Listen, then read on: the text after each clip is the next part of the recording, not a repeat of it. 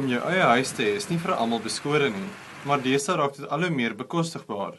Bekostigbare behuising verwys na mense wie se maandelikse inkomste tussen 3.500 en 18.000 rand per maand is. Mense binne hierdie raamwerk verdien te veel om te kwalifiseer vir die regering se laagkoste behuisingssubsidie en te min om vir 'n verband te kwalifiseer. Hieruit sprei die behoefte vir sogenaamde gap behuising.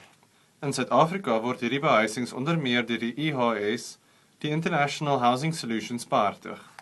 Hulle het die Universiteit van Kaapstad gevra om te help met navorsing oor wat mense regtig wil hê wanneer hulle 'n huis wil koop. The important thing of this study is that it starts bringing to the fore the social benefits that families get from occupying houses.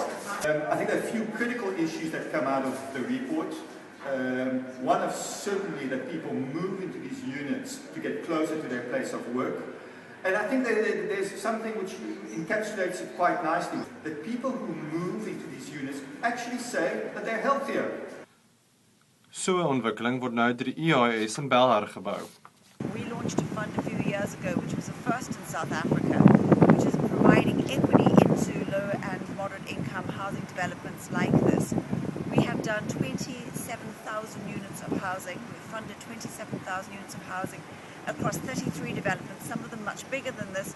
And this is about the smallest end of the developments that we've done. We're very, very focused on quality. We're very focused on location, and we really are trying to create communities, not just housing.